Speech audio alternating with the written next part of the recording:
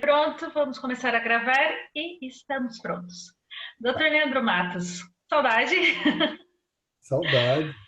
Tem que, quando tudo isso acabar, vir para cá para me fazer uma visita. Você também tem que voltar para o Brasil. Não, mas eu vou muito mais para aí do que vocês vêm para cá. Eu já tive aí em novembro. É verdade. Você me imagina aqui trancada em casa sem poder viajar. Ah, para você é bem mais difícil do que para mim, viu? Acho que sim, acho que Ou você? já não consigo mais ir para aeroportos nem para lugar nenhum, é só em casa. Tem Eu sido já um estou desafio. acostumado.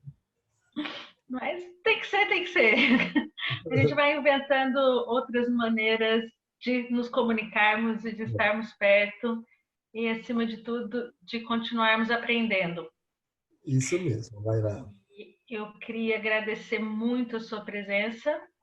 Ontem eu não sei que tanto que você conseguiu ficar aqui, mas o Dr. Ricardo te encheu de elogios, te deixou agora numa missão muito difícil. É que o Ricardo é meu amigão. Pronto, eu não sei quanto você está pagando a ele, mas o serviço foi bem feito.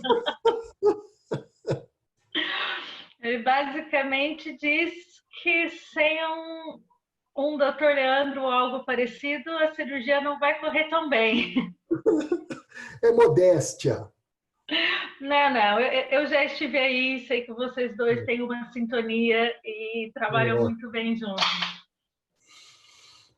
Só que a endometriose ainda tem muitas questões a serem respondidas. Isso o Dr. Ricardo deixou bem claro ontem.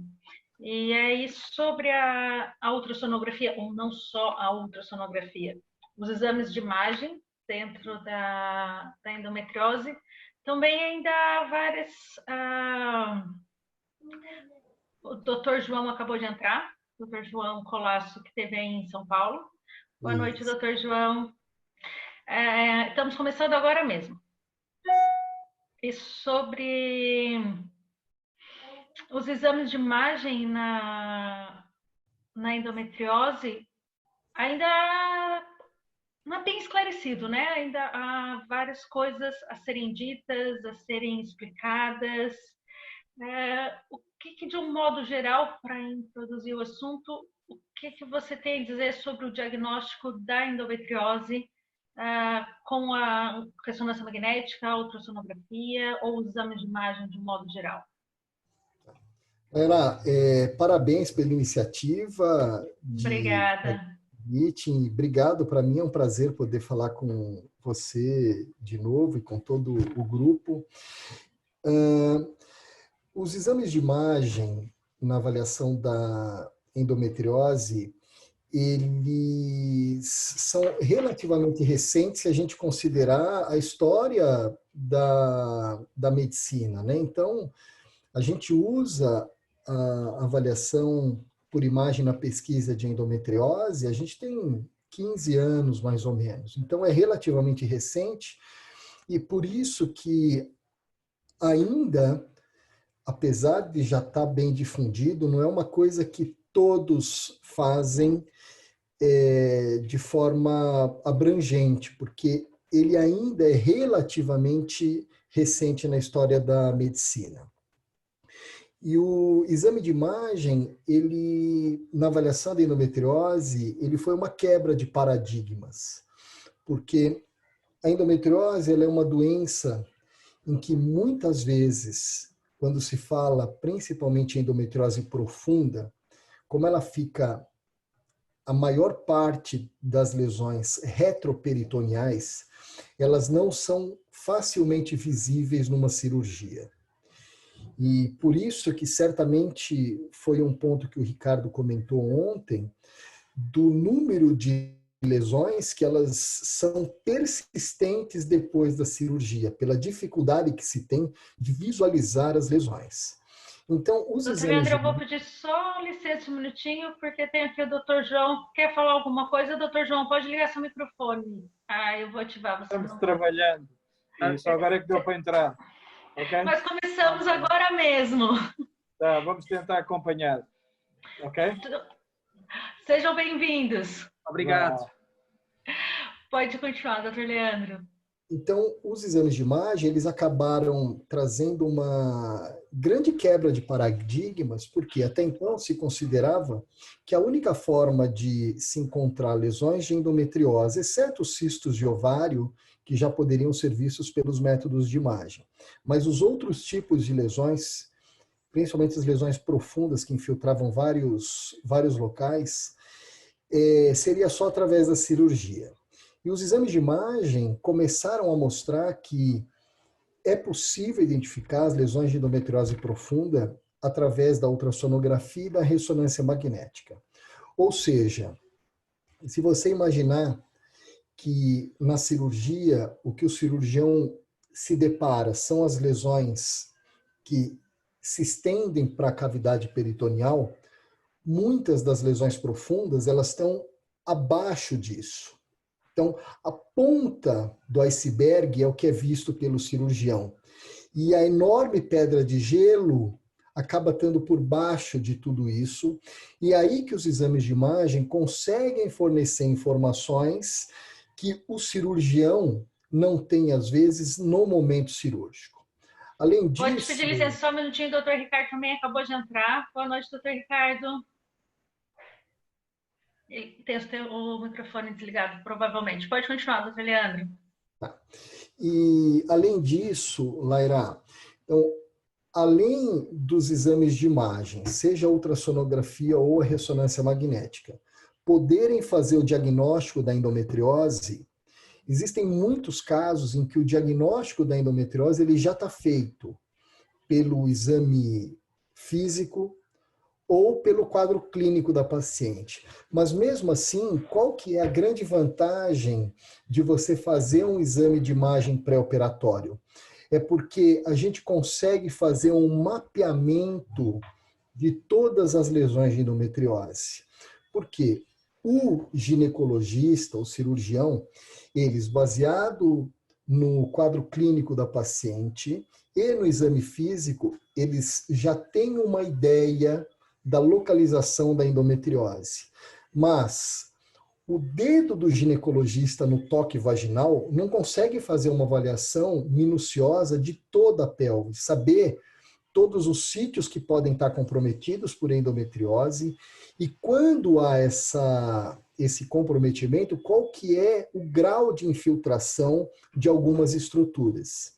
E aí os exames de imagem, eles vão identificar esses locais que não são atingíveis pelo toque do ginecologista, porque muitas vezes a maior parte das lesões ela está localizada numa região de não acesso ao toque no exame físico. Então ele não sabe disso previamente. Então, quando você pega uma paciente que já vem com um diagnóstico clínico, você direciona o seu exame de acordo com o diagnóstico clínico do médico? Ou o seu exame ele é sempre abrangente? Não, o meu exame ele é sempre abrangente. Por quê? Porque muitos sintomas da paciente eles podem ser sobrepostos e nem sempre a paciente tem sintomas de acordo com uma lesão que está comprometendo aquele órgão. Por exemplo, a paciente pode ter uma lesão intestinal e não obrigatoriamente ela vai ter sintomas intestinais. Ela pode ter uma lesão infiltrando a bexiga e não obrigatoriamente ela vai ter sintomas relacionados a sintomas urinários.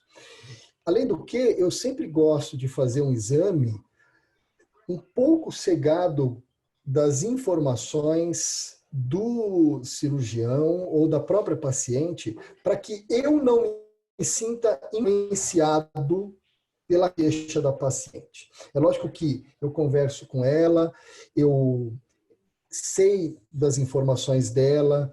O Ricardo, por exemplo, ele me fala especificamente de alguns casos, principalmente quando envolve queixas relacionadas a nervo, e eu vou avaliar melhor determinados nervos, mas de uma forma geral, eu tento ser imparcial para não ser sugestionado por alguma queixa da paciente. Então, eu te falo que o exame que eu faço, ele é praticamente o mesmo em todas as pacientes. Quando nós estamos fazendo ultrassom, eu estou junto com a paciente.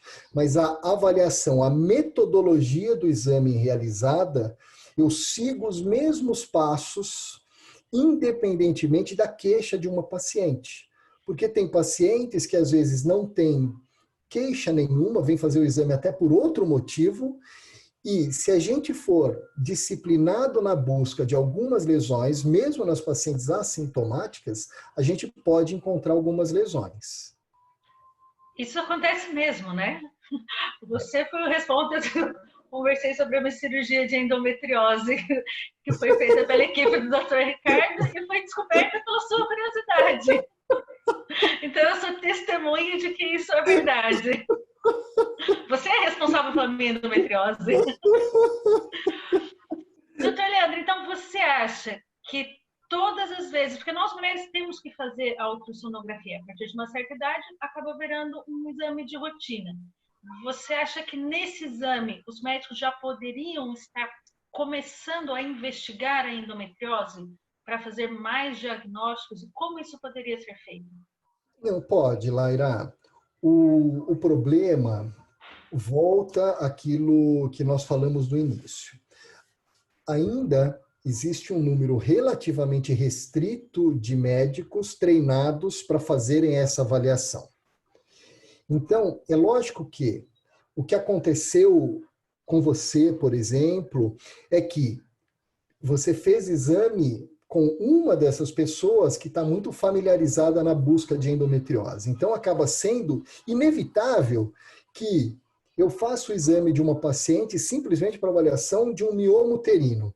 Mas a gente está tão habituado a fazer uma avaliação mais minuciosa da pelve que eu não consigo não olhar para o restante da pelve. Mas, sendo bem sucinto na sua pergunta, para ficar mais claro, a paciente, ela, teoricamente, vai fazer um exame direcionado para pesquisa de endometriose em duas situações. Ou se ela tem os sintomas habituais, que o Ricardo já comentou com vocês ontem, ou quando mesmo não tendo sintomas, ela tem um histórico de infertilidade. Então, dessa forma, nessas situações, sim, é importante a paciente fazer uma avaliação específica para endometriose. Nas outras situações, isso não é obrigatório. Então, a paciente pode fazer um exame convencional, mesmo porque existe uma diferença de preparo para os pacientes quando ela vai fazer um exame para pesquisa de endometriose ou não. É lógico que a gente consegue avaliar as lesões de endometriose mesmo sem um preparo intestinal. Porém, como o resíduo intestinal e o gás são inimigos da ultrassonografia, a gente prefere fazer uma avaliação, isso também vale para a ressonância, com preparo intestinal. Então, quando há a indicação de se fazer um exame pelas queixas da paciente, aí sim se faz um preparo específico para pesquisa de endometriose. Quando não há essa necessidade, o exame ele pode ser um exame convencional, sem a necessidade de um preparo intestinal. Então, a grande diferença entre um exame de ultrassonografia ou ressonância convencional e um específico para endometriose seria o preparo da paciente? Isso. Então, são duas coisas importantes. O preparo intestinal e a realização do exame com um profissional que seja treinado, especializado nessa avaliação. Isso vale tanto para a ultrassonografia quanto para a ressonância magnética. Porque eu já vi várias pacientes, e todos vocês já devem também ter se deparado com isso, com queixas claras de endometriose, mas que falam, mas eu já fiz uma ultrassonografia e não foi diagnosticado. Então, não é qualquer exame de ultrassonografia que vai diagnosticar. Preciso ser um profissional que esteja mesmo preparado para o diagnóstico de endometriose. Isso. Essa é uma questão, isso é verdade, ou seja, pode ser que a paciente tenha endometriose e ela não tenha sido avaliada de forma correta. Agora, a outra possibilidade, que isso eu vejo dia a dia, o Ricardo tem vários casos assim, são pacientes que ele tem certeza que ela tem endometriose pelo quadro clínico típico, ele pede um ultrassom e uma ressonância magnética, eu faço a avaliação, eu não identifico nenhum foco de endometriose. Mas, pelo quadro clínico, ele sabe que a paciente tem endometriose. Como que ele raciocina quando acontece um episódio desse? Ótimo. Bom, porque essa paciente, teoricamente, ela não tem nenhuma lesão de endometriose profunda. Mas, como essa paciente tem os sintomas típicos, essa paciente ela acaba sendo tratada como tendo uma endometriose, e provavelmente uma endometriose superficial, que não foi identificada pelos exames de imagem. Ontem o Dr. Ricardo deixou isso bem claro. A endometriose superficial não vai ser identificada no exame de imagem, mas uma endometriose profunda, sim. Em qualquer grau dessa endometriose profunda? Então,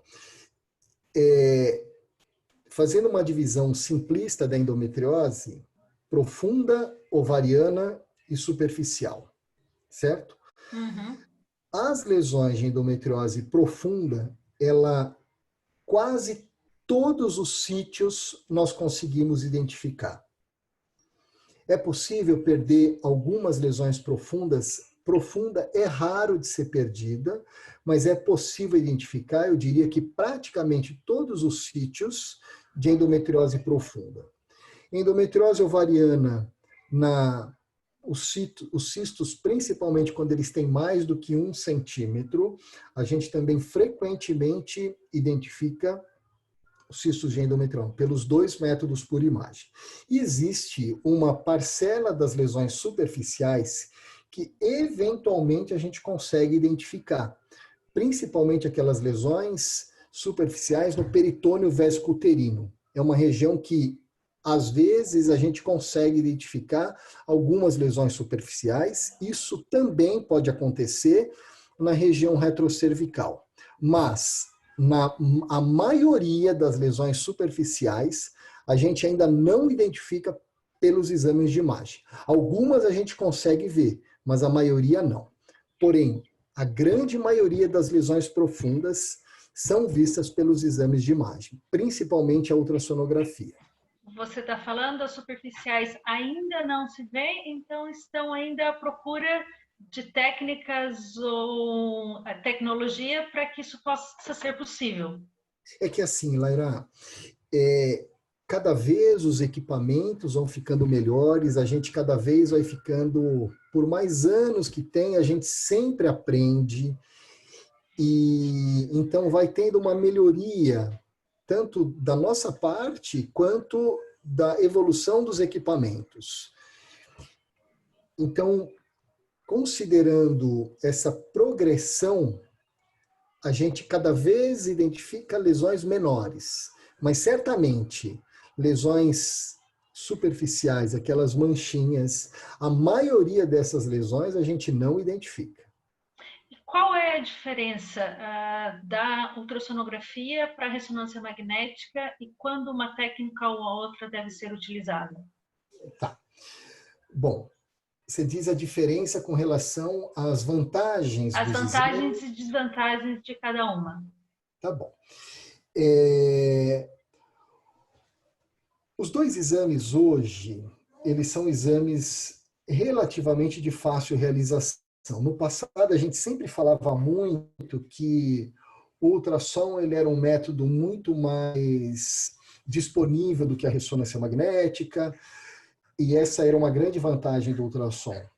Hoje, a ressonância magnética também está muito bem difundida, então eu diria que o acesso das pacientes para os 2 métodos ele é relativamente semelhante.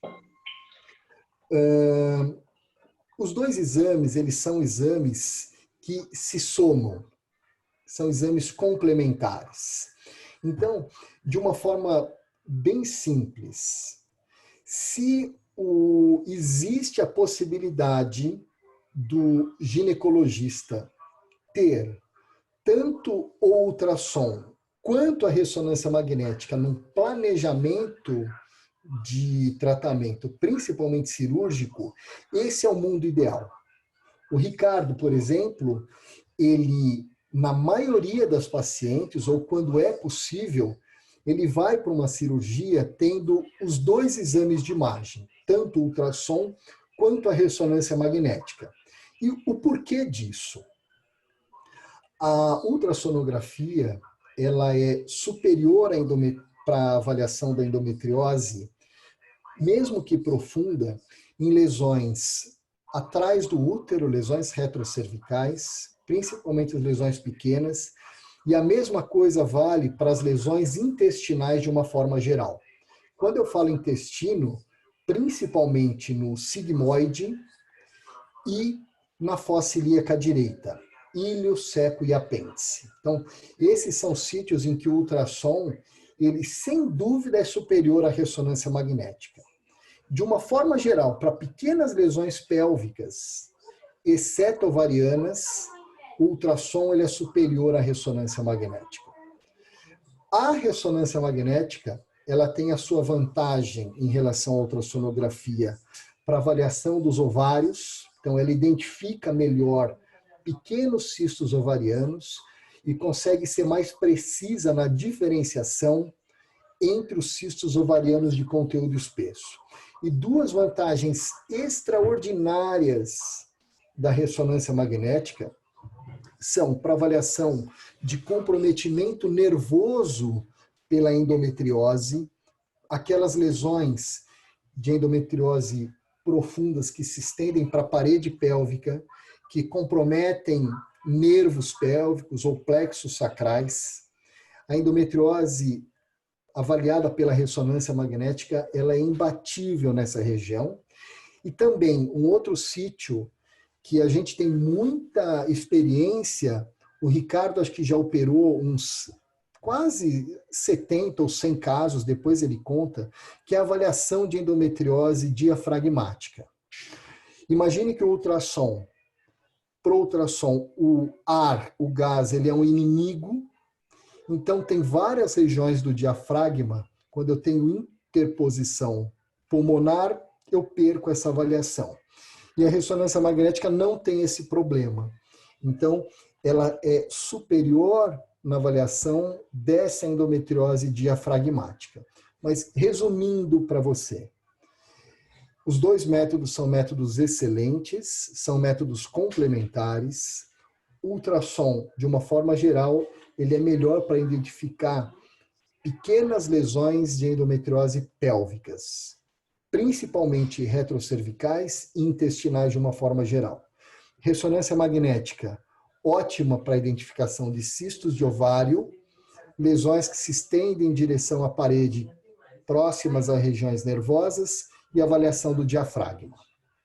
Então, os dois exames são complementares. No mundo ideal, o cirurgião deveria ter acesso aos dois exames. Isso, os dois exames são complementares.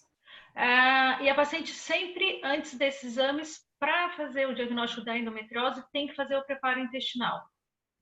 Laira? Ou tem mais alguma coisa? Não. A gente, de rotina, pede para a realização de um preparo intestinal, tanto para o ultrassom quanto para a ressonância magnética.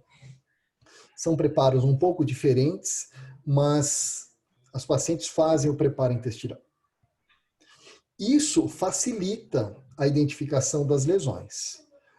Mas não significa que, sem o preparo intestinal, a gente não consiga identificar as lesões, tanto na ultrassonografia quanto na ressonância magnética. A gente também pode fazer a identificação dessas lesões. Tanto que existem vários trabalhos, principalmente europeus, que realizam tanto o ultrassom quanto a ressonância magnética sem preparo intestinal. Mas considerando que a gente quer fazer um exame de uma qualidade ótima, não há por que a gente não realizar o preparo intestinal por esses métodos. E esse exame de uma qualidade ótima ajuda muito melhor o cirurgião na hora da cirurgia. Deixa com que ele tenha um guia, um mapeamento muito mais claro e preciso. Exato. E quem sofre de claustrofobia, como é que faz para ficar naquele tubo?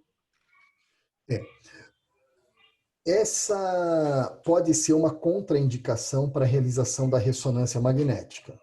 A claustrofobia, ela pode ser desde leve até uma claustrofobia acentuada. Então, quando a paciente tem uma claustrofobia de moderada a acentuada, de fato, a única forma dela realizar o exame de ressonância é com sedação. Então, ela marca o exame, no momento em que exista um médico que vai fazer a sedação nela, ela vai realizar o exame com sedação. Essa é a única forma. Agora, uma coisa muito interessante que a gente tem feito é um protocolo de ressonância magnética para avaliação de endometriose, que é um protocolo mais sucinto, em que aquelas pacientes que têm uma claustrofobia leve, elas talvez não conseguissem fazer um exame de 30 minutos a 1 hora. Mas, quando é uma claustrofobia leve, algumas conseguem ficar um tempo mais curto no equipamento de ressonância. Então, fazendo um protocolo mais sucinto para pesquisa de endometriose, que leva, em média, 10 a 12 minutos um exame de pelve e 15 minutos um exame de abdômen total para pesquisa de endometriose, a gente, às vezes, consegue contornar essas situações de pacientes que têm uma claustrofobia leve. Mas as claustrofobias moderadas e acentuadas, quando há indicação da ressonância, tem que fazer com sedação. E há alguma distração para essas pacientes? Elas podem ouvir música, estar vendo algum filme, alguma coisa que pode ser feita para que esse tempo não seja tão angustiante, porque não é preciso sofrer de claustrofobia para ficar incomodado lá dentro. É verdade. A ressonância ela pode ser muito incômoda, né? Aquele barulho, aquele bate-bate o tempo inteiro.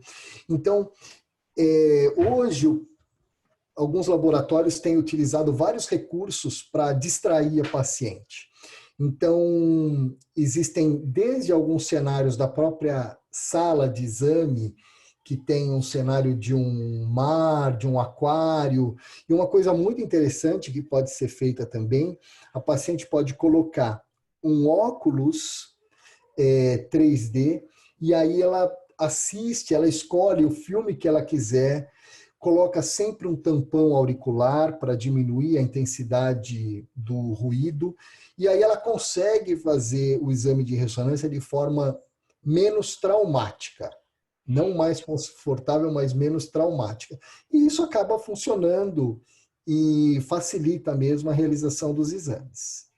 Eu só vou ler algumas perguntas aqui. Uma delas é se há possibilidade de ter endometriose sem problemas de infertilidade. Sim, é possível que uma paciente tenha endometriose e consiga engravidar. Nem sempre a endometriose vai levar à infertilidade. Os biomarcadores endometriais para o diagnóstico não invasivo ainda são uma realidade muito fiável e ainda são muito utilizados os biomarcadores? Quando fala de biomarcadores, será que ela está querendo dizer com relação ao exame, principalmente ao exame, o CA-125? Exame laboratorial? Sei. Catarina Sobral, se puder deixar um pouco mais clara a sua pergunta, o que você diz sobre os biomarcadores? Vamos ver se ela responde. Doutor Ricardo, doutor João, querem complementar mais alguma coisa? Tem alguma pergunta? Laira, está me ouvindo? Sim, pode falar. Ah, tá. Não, eu estou aprendendo, como sempre, com o Leandro, que não tem muito o que acrescentar ao que ele está colocando. Eu acho que está conseguindo dar uma um panorama bastante amplo das possibilidades do que a imagem pode ajudar no diagnóstico e no planejamento cirúrgico também, né? Então, acho que o pessoal deve ter bastante dúvidas e aproveitar o Leandro aí para nos tirar essas dúvidas. Ontem Ricardo, você foi bem claro, doutor Ricardo, ao dizer que você tem o seu momento cirúrgico ou como cirurgião antes e depois dos exames de imagem. Então, o exame de imagem realmente dá outra vida para o cirurgião.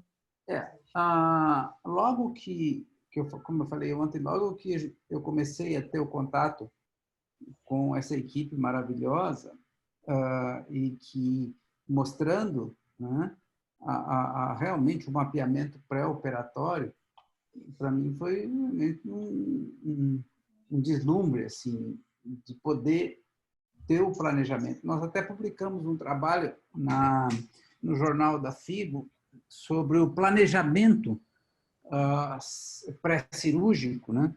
E principalmente no intuito de discutir com o paciente o que poderia ser feito naquela cirurgia.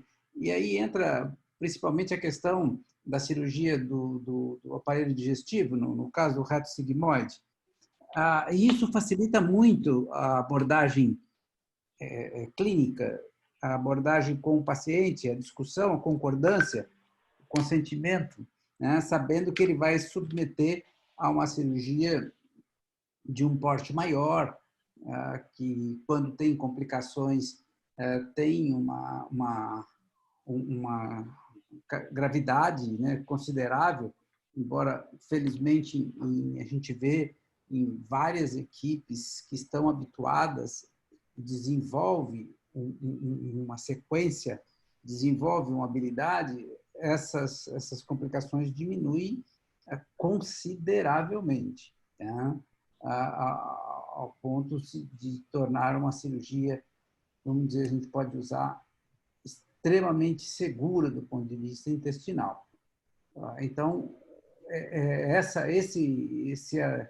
esse vislumbre que nos dá um exame com alta eficácia, acurácia no mapeamento pré-operatório, ajuda muito aos cirurgiões uma discussão e um planejamento. Inclusive, né, Leandro, até casos em que, como a gente... Aí entra também, novamente, a questão do diafragma. Às vezes você tem uma cirurgia que você tem que planejar em 2 tempos. Eu tive um paciente que eu planejei em 2 e realizei em 3 tempos. Porque ela tinha nos 2 diafragmas e tinha na pelve severa. Então, a gente achou melhor, pelas dificuldades, era um abdômen superior congelado.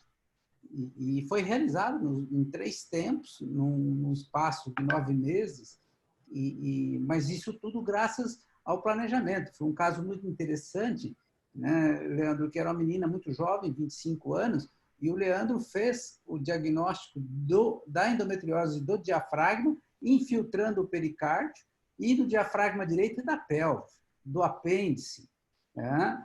E nós discutimos por um longo tempo, preparamos, ela se preparou também, teve o consentimento para submeter a esse tipo de tratamento não usual, que é a cirurgia infiltrando o mediastino, no caso, o diafragma em contato com o mediastino.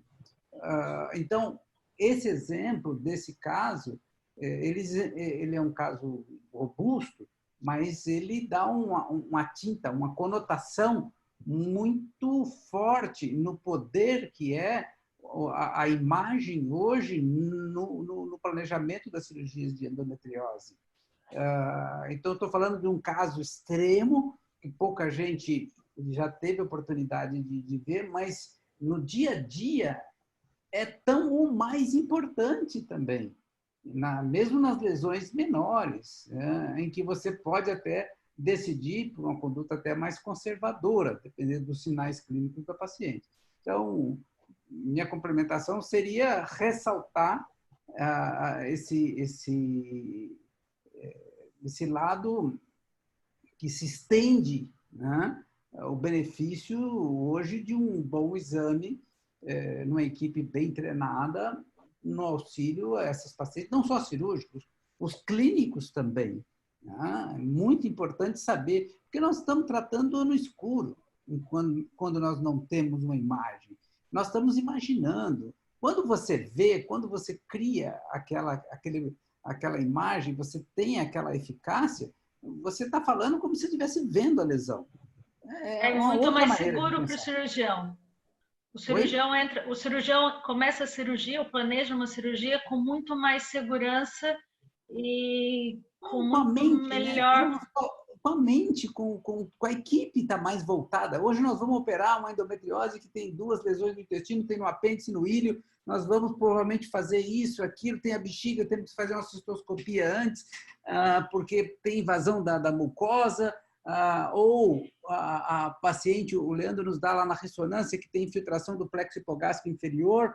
Nós vamos fazer uma prova de urodinâmica nela, ver se não tem alterações da função miccional, vamos fazer uma avaliação da função evacuatória para comparar antes e depois. Então, assim, é noite e dia. Eu volto a dizer, eu trabalhei anos sem a imagem. Tá? Eu comecei minhas cirurgias todas, fazendo as cirurgias intestinais sem imagem, não a do diafragma, mas depois com a imagem, para mim, é uma das grandes revoluções. Se tem alguma coisa que mudou na endometriose, para o clínico, para o cirurgião, é a imagem. Isso foi uma revolução completa, não tanto valorizada ainda, de acordo com os dados de evidência na literatura. Mas quem trabalha com equipes, e isso é a mesma impressão, por exemplo, na França, na Itália, né? Eles evoluíram também muito. Tem a mesma impressão, a imagem revolucionou, é uma das grandes revoluções que tiveram e avançou substancialmente. Eu me lembro, há 15 anos atrás, eu estava no congresso da AGL e numa dos keynote, das palestras principais de introdução ao congresso, foi um pesquisador falar sobre o diagnóstico, marcadores da endometriose. Isso tem 15 anos. Ele disse, em 5 anos nós temos diagnóstico molecular da endometriose. Já se passou 15 anos, nunca mais eu ouvi falar sobre isso. Então, assim, a imagem não. A imagem foi um progresso estrondoso. Pena que não está tão difundida e não está tão usada como deveria. No momento que você tiver uma equipe com essas condições, você jamais vai abrir mão de ter essa qualidade de imagem no planejamento de um tratamento. Doutor Leandro, o que você tem a acrescentar disso? E eu queria te fazer mais uma pergunta. É possível, através do exame de imagem, diagnosticar aderências? É possível, porque na ultrassonografia, por exemplo, que é um exame dinâmico, é mais fácil, porque eu consigo fazer a tentativa de mobilização das estruturas.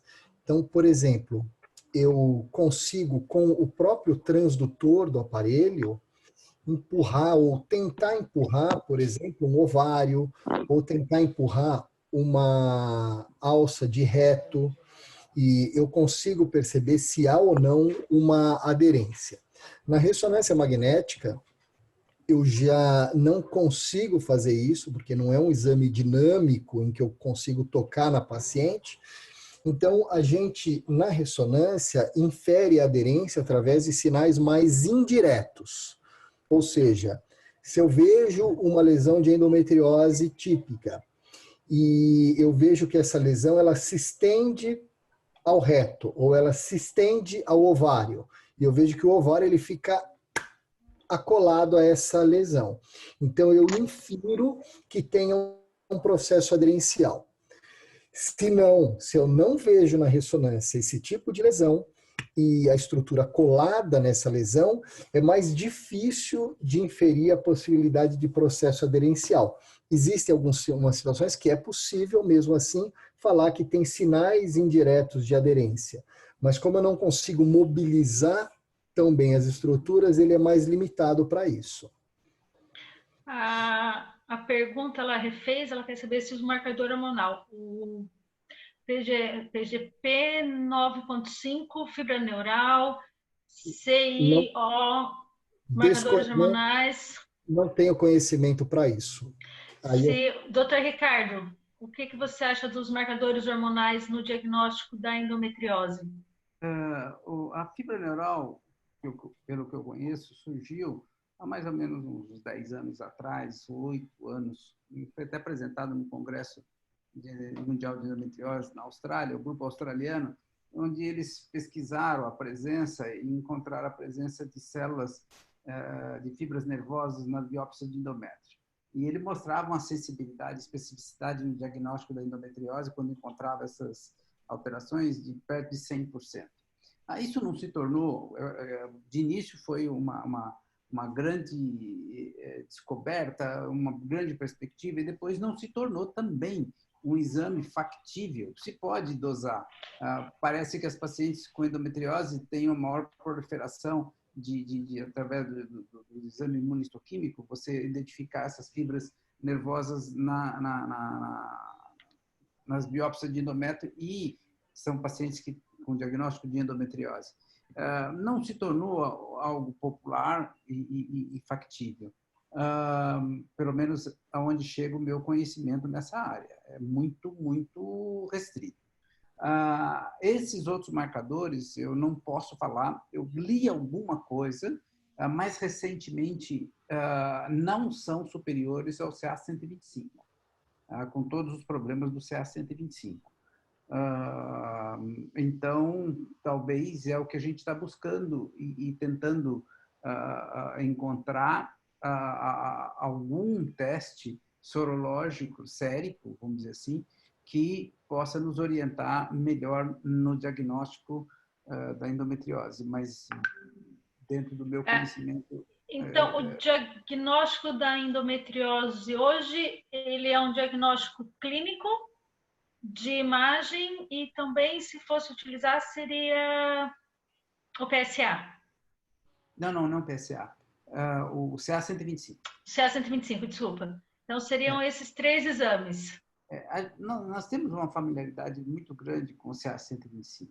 E a impressão que eu tenho, o CA-125 foi muito mal estudado até hoje, devido ao problema da imagem. Você está dosando o que se você não sabe o que você está vendo? E os níveis são variáveis também. E a especificidade e a sensibilidade é baixa. Metade das pacientes que têm endometriose pode ter o CA-125 normal.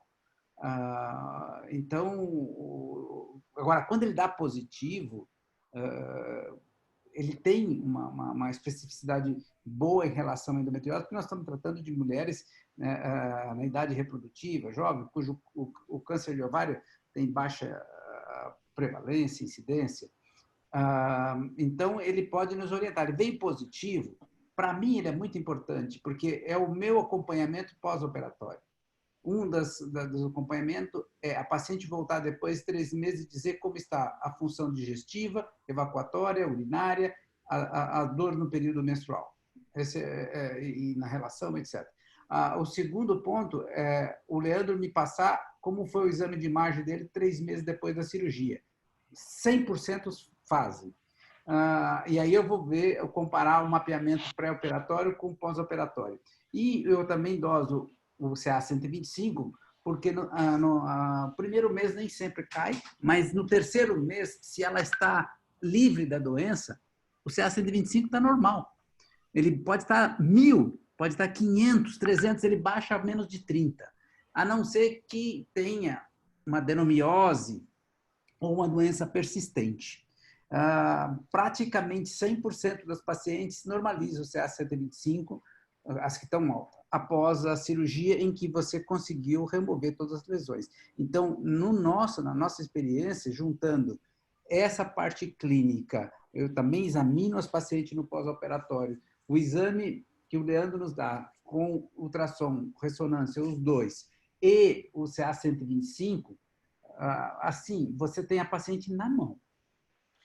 Doutor João, doutor Rui, querem acrescentar alguma coisa? Por favor. João. Eles estão em serviço, então eles estão ali meio... Acho que agora eles fugiram, devem ter entendido alguém. Alguém que queira complementar, né, mãe? Aqui já as perguntas, se alguém tiver mais alguma pergunta, acho que já estão todos esclarecidos. E eu vou terminar. João, tá de máscara, não sei se é o João ou se é o Rui. Querem complementar mais alguma coisa? Acho que eles estão... Não. Vou terminar com uma pergunta. O doutor Ricardo ontem disse de um artigo que saiu recentemente, que ainda orientam que a cirurgia exploratória seja feita para o diagnóstico, que é uma das melhores formas de fazer o diagnóstico da endometriose. Não foi isso que você disse, doutor Ricardo? Que foi um estudo recente. E vocês, o que acham disso? Eu já sei a resposta, mas gostariam que deixassem nas palavras de vocês.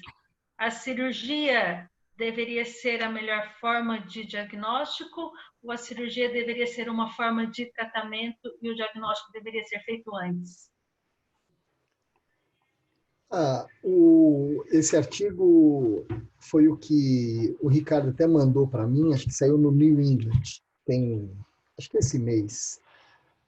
Tem coisas que acabam sendo repetidas e o erro ele vem se repetindo como se nada tivesse mudado na medicina nos últimos 10, 15 anos. Uma mentira repetida várias vezes se torna uma verdade.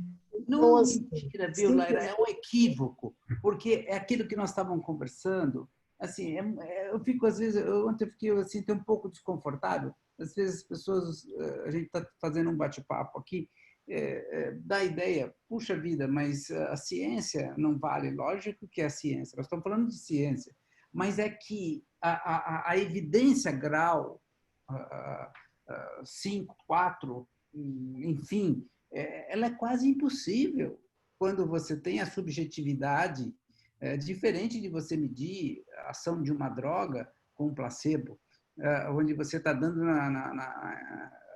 endovenoso para todo mundo, enfim. Agora, você tratando ou você tendo um estudo para ter um trial com duplo cego, uma patologia que você não consegue saber ao certo qual forma dela, e varia muito as evoluções, você não está falando da mesma coisa. Então, é muito difícil de você comparar. Eu acho que essa questão da medicina de alta evidência, não que não tenha evidência, mas com alta evidência, é que dificulta o progresso e a expansão dos conhecimentos que vão sendo acumulados dentro da endometriose, ao ponto da cirurgia da endometriose ser muito restrita ainda e dos exames de imagem ainda não ser difundidos, como a gente gostaria e entende que deveria ser. Então, é essa a minha visão. Infelizmente ou felizmente, eu não sei, mas a gente lida com esses dados, para nós parecem muito claros, quando a endometriose tem que ser reformulada. A maneira de agir e pensar é baseada nos conhecimentos atuais, mas se os conhecimentos atuais têm que ser baseados nessa questão toda de alta evidência, nós vamos demorar mais 40 anos para poder adotar as imagens ou um bom tratamento cirúrgico para o tratamento dessas pacientes.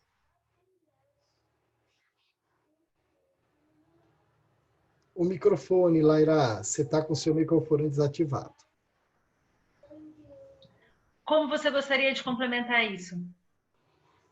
Você pediu para quem que você falou, Laira? Para você. Como é que você gostaria de complementar esse resultado desse estudo e qual é a sua opinião? Doutor Ricardo, disso tudo.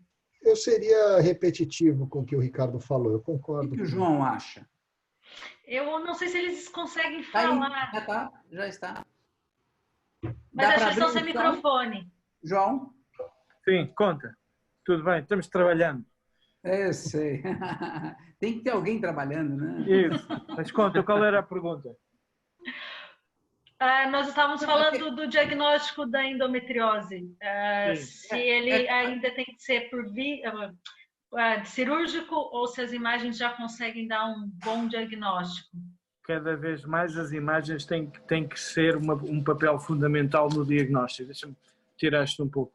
Ter um bocadinho fundamental no diagnóstico, como tivemos a conversar ontem. Nós vimos o Leandro, lá em São Paulo, e mostrou para nós com muita exatidão na ecografia, e eu que tive uma formação também em ecografia ginecológica de base, e realmente é muito interessante como é que treinado, e isso a gente, como eu vos disse, os nossos olhos só veem aquilo que estão preparados para ver, e nós temos que ter o nosso mindset um bocadinho para ali ligado. Acho que e cada vez mais vai ser o ultrassonografista dedicado só à endometriose, uma subespecialização dentro da ultrassonografia, e na realidade penso que, isto é a minha perspectiva, que vamos ter em primeira linha, como sempre, a ultrassonografia e a ressonância para esclarecer e complementar algumas coisas da ultrassonografia. E na realidade a equipagem e as máquinas hoje em dia, os fabricantes têm desenvolvido cada vez mais tecnologia com sondas e com softwares que nos ajudam imenso a compreender isso. E agora uma pergunta que eu tinha para o Leandro: qual é a sua opinião e qual é a tua experiência com a aplicação do 3D no diagnóstico da endometriose por ecografia? Porque o 3D, uma das principais aplicações que se faz hoje em dia na ginecologia, mas que não tem grande transposição depois para a prática clínica, é no pavimento pélvico com o 3D, mas depois na prática clínica tem pouca utilidade. Pois para definir as nossas decisões, era a minha pergunta. Não sei se o Rui, que está aqui comigo a trabalhar, tem aqui mais alguma pergunta, e mais algo ficamos logo, podemos ser chamados a qualquer momento, temos que estar aqui em prontidão. Olá, Leandro. Tudo bem, Rui? Tranquilo? Bem, só uma nota, eu antes de fazer ginecologia tive 2 anos e pouco em imagiologia, e tive a sorte de poder ter ido quase 6 meses ao centro do Celso Matos, do Hospital Erasmo, em Bruxelas, que é uma pessoa com muita experiência em termos de ressonância magnética. Eu sou muito fã da ressonância, portanto acho que é um exame muito bom para mapear. Acho que cá em Portugal e na Europa há centros bons, mas de uma maneira geral há pouca experiência em ressonância magnética de endometriose. Acho que as pessoas estão pouco treinadas porque fazem um bocadinho de tudo. Fazem ressonância de muita coisa e dedicam-se pouco à área da endometriose. E, portanto, é difícil adquirir o nível que eu vi com vocês no Brasil e em São Paulo.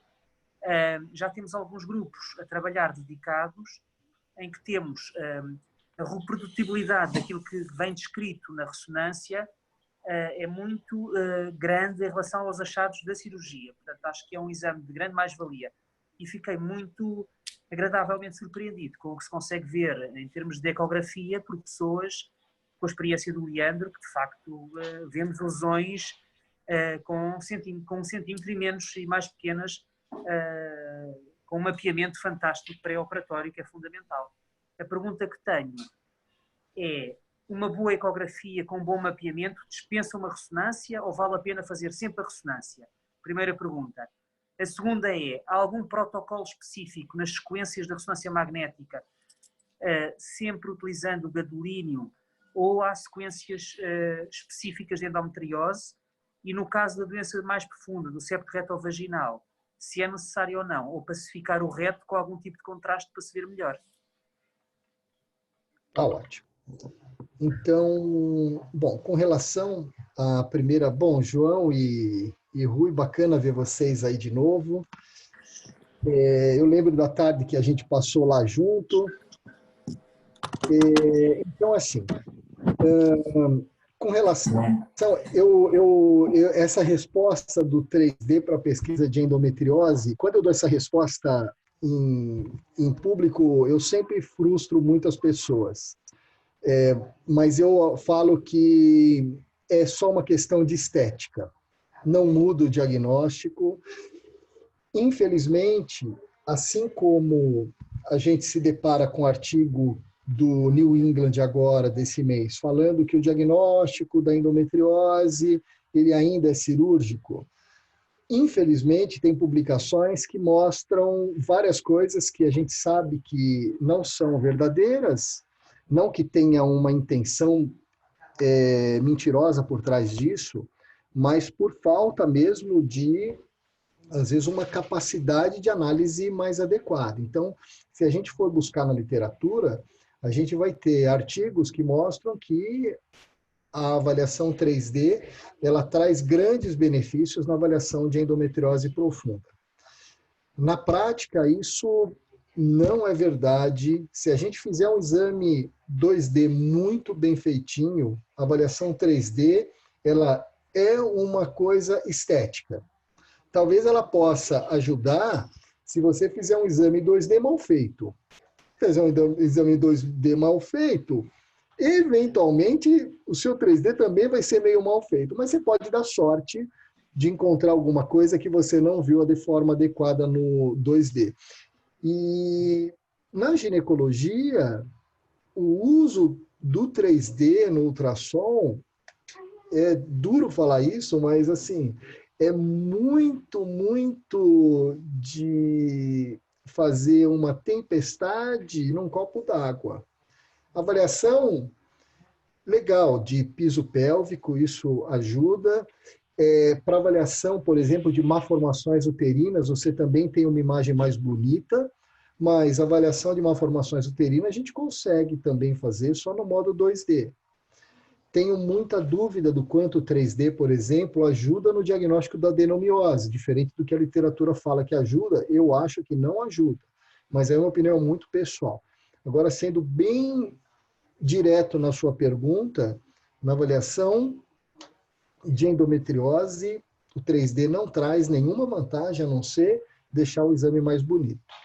O que você acha, João?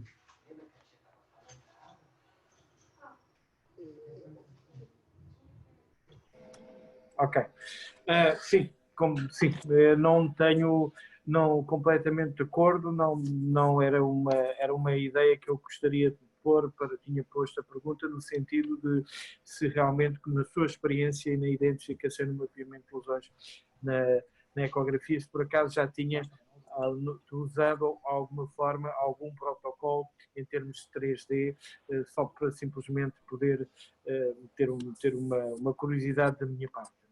Não é, eu tenho alguma experiência com a ecografia do pavimento pélvico, com o 3D e mesmo o 4D, mas depois para a transposição em termos práticos, e não ao contrário que você na endometriose consegue ajudar a planear a cirurgia e a conduta durante a cirurgia, na ecografia do pavimento pélvico, os achados que eu tinha de pouca influência têm sobre a minha decisão em conduta em termos de reconstrução do pavimento pélvico. Foi só uma questão que eu quis colocar, já que tem a sua experiência em termos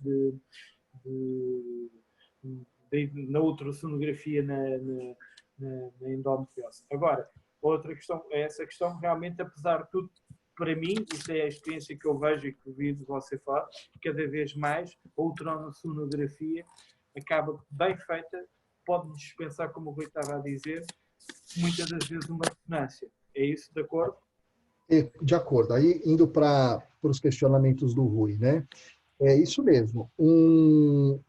Quando a gente fala, basicamente, na região pélvica, a ultrassonografia ela vai avaliar melhor pequenas lesões pélvicas profundas de uma forma geral, se comparado com a ressonância magnética. Qual que é hoje? Então, eu diria para você que um ultrassom bem feitinho, ele é suficiente para avaliação da grande maioria das lesões de endometriose. Hoje, onde que a gente ganha muita vantagem na avaliação de ressonância para pesquisa de endometriose? E a gente tem uma amostra muito viciada até por causa das pacientes que o Ricardo opera com endometriose avançada. É na avaliação daquelas lesões, Rui, que vão em direção à parede pélvica, com comprometimento neural, e aí eu não consigo identificar de forma adequada os nervos na ressonância. Aí sim a ressonância cai muito bem, e também, cada vez que agora a gente estuda muito isso, tem visto muitos casos de endometriose de diafragma. Então, por exemplo, há muitos anos já, o grupo do Ricardo, o Valdir, a Tatiana, o Renan, hoje em dia eles aprenderam que vale a pena, principalmente nas pacientes que têm queixa de dor no ombro direito no período menstrual, que vale a pena fazer uma investigação do diafragma.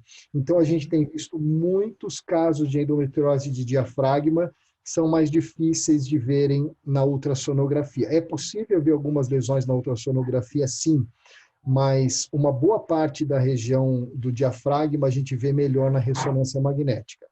Okay. Aproveitando um pouquinho, Rui, e respondendo as outras questões que você levantou com relação ao protocolo da ressonância, né? Então, na ressonância não tem uma certa homogeneidade de como deve ser feito esse exame, qual é o tipo de preparo intestinal a ser realizado. Depende muito ainda da experiência de cada serviço. Existem alguns guidelines que saíram recentemente, saiu um como se fosse uma diretriz de como que deve ser o protocolo de ressonância magnética. Então, mas não há um consenso. Por exemplo, eu não utilizo contraste endovenoso na avaliação de endometriose. Eu não vejo benefício na utilização em termos populacionais do contraste endovenoso. Eventualmente, ele pode trazer alguma informação adicional em casos muito isolados, mas em termos populacionais, de uma forma geral, eu acho que ele pode ser dispensado. E na ressonância, Rui, para avaliação de endometriose, é besteira a gente ficar perdendo tempo com algumas sequências muito específicas, como, por exemplo, sequência de difusão. Ela não traz um valor agregado e a gente só aumenta o tempo do nosso exame. Então, eu te diria que a gente tem que... É lógico que essa nossa conversa está sendo um pouco técnica, mas eu diria que a gente tem que focar nas sequências feijão com arroz, principalmente a sequência T2, fazendo cortes mais finos, cortes de alta resolução, e focar essa é a sequência diagnóstica, somada, lógico, às informações do T1, mas sem ficar fosforilando muito com outras sequências que acabam só somando um tempo desnecessário, expondo a paciente a um risco, que não trazem grandes vantagens. E finalizando a sua resposta, com relação ao preparo intestinal, como eu te falei, não há um consenso. Eu acho que colocar um pouco de líquido no reto é bacana. Então, por exemplo, ou usar um flitinema, ou um soro fisiológico com uma infusão lenta, acaba deixando o intestino de mais fácil avaliação. A única coisa que a gente bate aqui, que na nossa opinião, é proscrito, não deve ser utilizado, é a distensão do reto com o gel. Okay. A distensão do reto com o gel, na maioria das opiniões aqui, a gente acha que é uma catástrofe, porque você distende muito aquele reto, você colaba a região retrocervical, fica tudo grudado lá, útero com reto, você aumenta o espasmo, então o sigmoide fica muitas vezes espástico, isso causa uma dor grande para as pacientes. Mas, exceto o gel retal, se você falar que gosta de fazer um flitinema, de pôr um soro fisiológico, eu acho que cai muito bem também. Muito bem, obrigado. Doutor Ricardo, mais alguém quer acrescentar mais alguma coisa? Rui? Oi, João. Doutor Leandro, muito obrigada por esse tempo. Para mim foi fantástico. Saudade de passar na frente do Socorro e conversarmos mais, já que não podemos fazer isso. Agora eu tenho que me conter em tê-los aí do outro lado do computador, mas sinto muita saudade de tudo que eu aprendi com vocês dois e de todas as conversas. Realmente foram 5 anos impagáveis da minha vida. Doutor Rui, doutor João, doutor Ricardo, muito obrigada. Nós te perdoamos por você para Lisboa. Essa conta você ainda vai receber. Não, eu estou feliz. Tirando o isolamento, eu estou feliz aqui. Perdoe vocês de Portugal, mas você me deve essa. Não, eu já estou ficando bem acompanhada novamente. Já estou à procura dos melhores e dos bons para ficar bem acompanhada. Não, nós que não estamos sentindo a tua falta de companhia. Não. Deixa o isolamento acabar que eu vou aí passar umas 2, 3 semanas. Não se preocupem, vocês se cansam de mim rápido. Laira, obrigado. Obrigado. Para mim é sempre um prazer poder falar com você, encontrar o Ricardo e o João e o Rui. Nós aqui esse bate-papo. Agradecemos imenso uma referência dessa da ultrassonografia, dos exames de imagem e que tem uma humildade tremenda. Sempre fala como se estivesse falando de uma coisa super simples. Muito obrigada a todos. Amanhã teremos o doutor João. Obrigada. Beijinho. Boa noite. Até amanhã. Beijo. Beijo.